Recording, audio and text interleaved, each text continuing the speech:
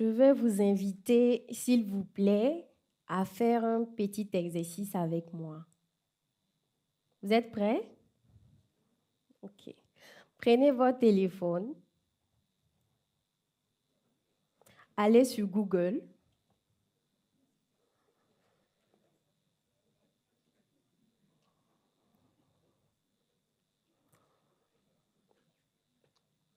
vous y êtes ou pas encore?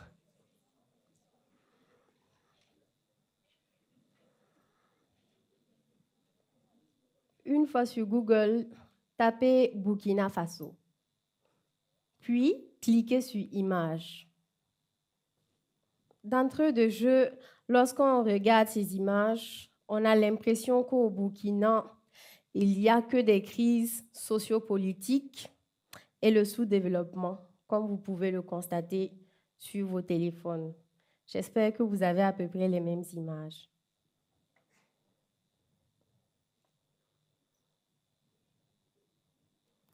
Vous n'êtes pas au bout de vos surprises. Qui n'a jamais été frustré face à la manière dont nos pays sont évoqués sur les réseaux sociaux, à l'étranger ou même dans certains films? Pauvreté, misère, échec, famine, incompétence. Tels sont les stéréotypes généralement utilisés pour décrire l'Afrique. Certains médias internationaux, par ignorance ou par ligne éditoriale, tendent à renforcer ces stéréotypes-là. De même, certains contenus en ligne, par faute de référencement suffisant, résument l'Afrique à un continent exsangue, où le sous-développement règne en maître, peignant un destin sombre pour l'Afrique. J'aimerais partager avec vous mon expérience personnelle, aussi alarmante qu'interpellatrice. J'ai participé à un sommet international avec des jeunes d'horizons divers, aussi riches que variés.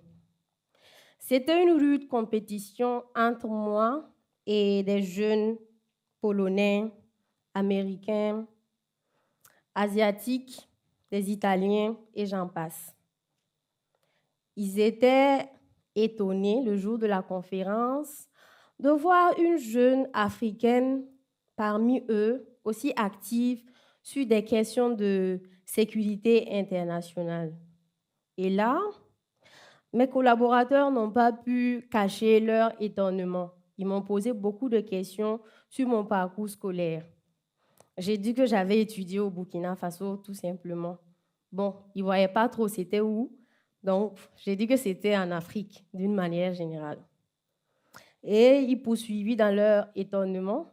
Ils m'ont demandé, par exemple, si nos universités offrent ce type de formation-là.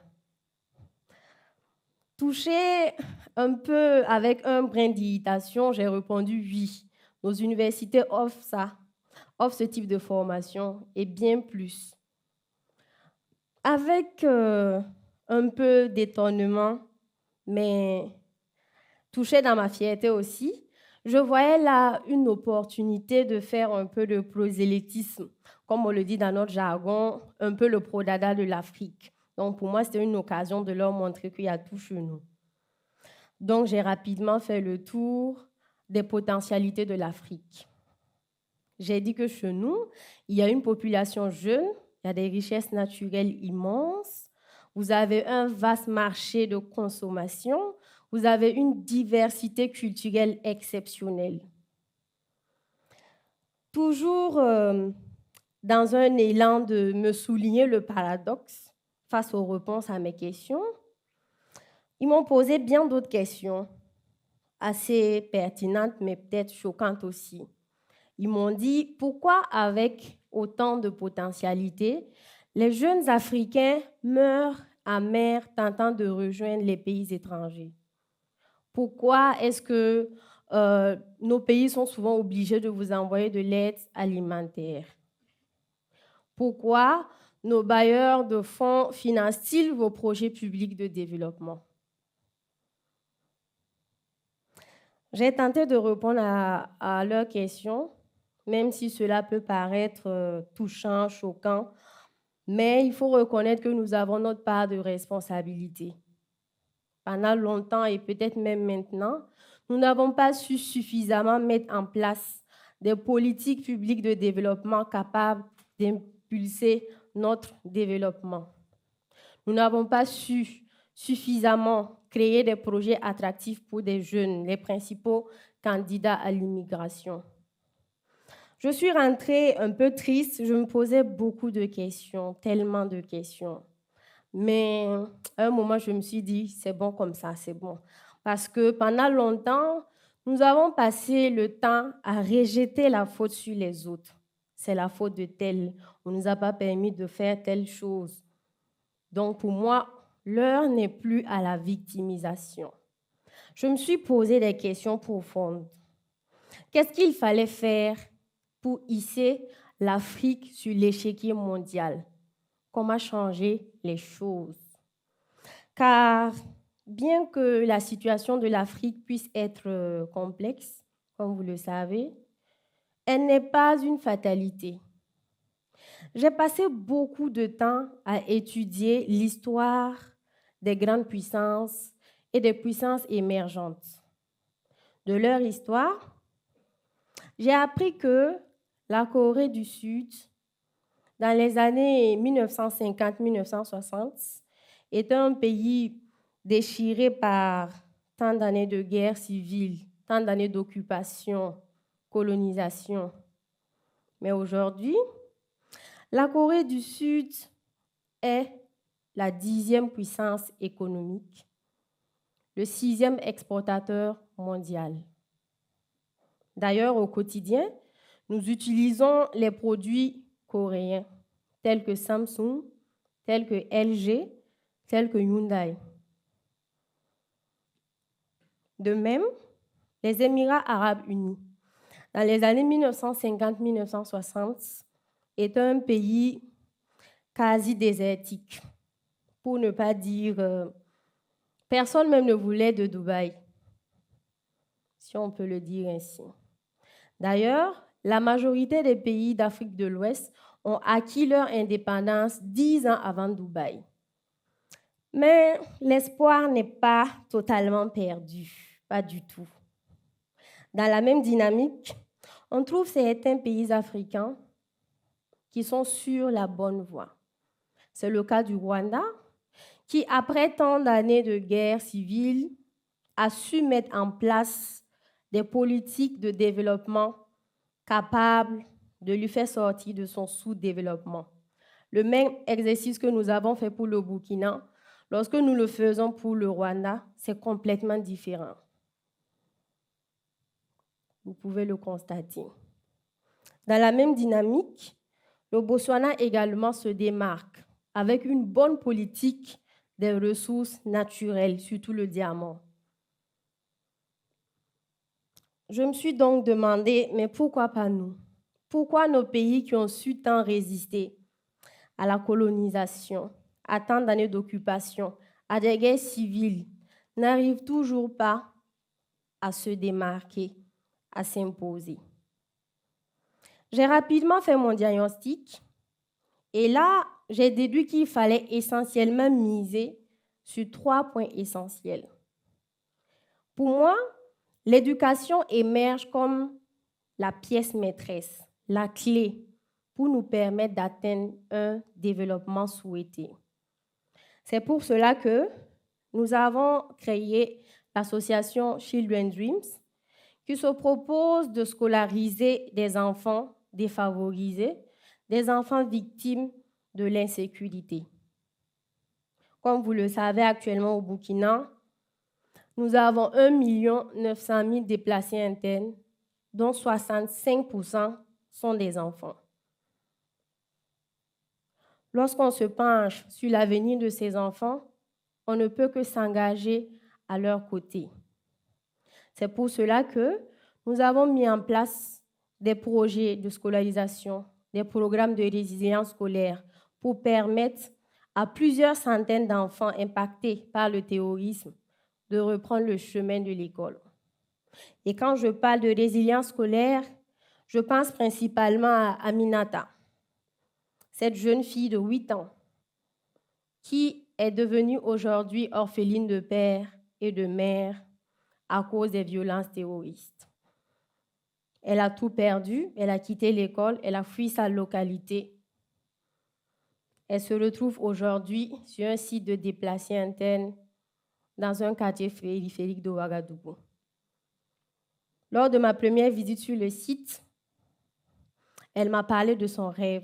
Elle voulait devenir médecin. Avec notre accompagnement, 2 années successives maintenant, elle a réussi à passer en classe supérieure. Actuellement, elle est au CP2. L'an passé, elle a eu 8 de moyenne sur 10. Je reste convaincue que l'éducation peut être la clé pour briser le cycle de la violence dans notre pays. Un autre point important sur lequel, à mon avis, nous devons miser, c'est la géopolitique. La géopolitique, très souvent peu connue, constitue un enjeu crucial majeur pour nos pays et pour notre continent d'une manière générale. La vision la plus connue de l'Afrique est celle d'un continent en difficulté, un continent qui a besoin d'aide, de soutien. Mais dans le même temps, on remarque qu'ici en Afrique, il y a des rivalités, il y a des bousculades diplomatiques entre les grandes puissances. C'est étrange, des pays qui ont besoin d'aide.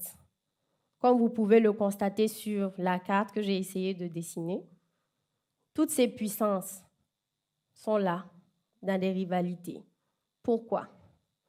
Pourquoi la Chine, la Russie, la France, les États-Unis, la Turquie, l'Iran, et j'en passe, se battent pour avoir l'exclusivité partenariale en Afrique? À mon avis, une bonne compréhension de ces enjeux-là et une bonne appréhension de nos défis pourront nous permettre d'engranger des dynamiques nouvelles capables de changer les choses. Parce que les pays qui ont su avoir très tôt une conscience géopolitique arrivent à s'imposer. C'est le cas du Rwanda, c'est le cas du Japon, c'est le cas de la Turquie, et j'en passe. Aujourd'hui, une chose est sûre, beaucoup de jeunes rêvent d'une redéfinition de nos rapports avec les autres États. On aurait bien aimé que ce soit autrement. Mais attention, c'est la connaissance, c'est l'apprentissage qui nous permettra de changer les choses et non pas la violence. Je reste convaincue que si nous, les jeunes, nous voulons réellement changer notre coopération avec les autres pays, nous devons nous armer de courage, de compétences, de savoir, être cultivés. Parce que, en réalité, il ne s'agit pas de se battre contre un pays, mais il s'agit de se battre pour nous-mêmes. Il s'agit de se battre pour notre avenir. C'est pour cela que nous avons créé la Société burkinabé de géopolitique. Elle s'engage à permettre aux jeunes, d'une manière générale, d'avoir les clés de compréhension de ces questions-là. Elle permet aux jeunes de s'approprier ces questions-là pour pouvoir être une force de proposition d'idées, d'initiatives, capable d'influencer dans la discipline les décisions de nos dirigeants.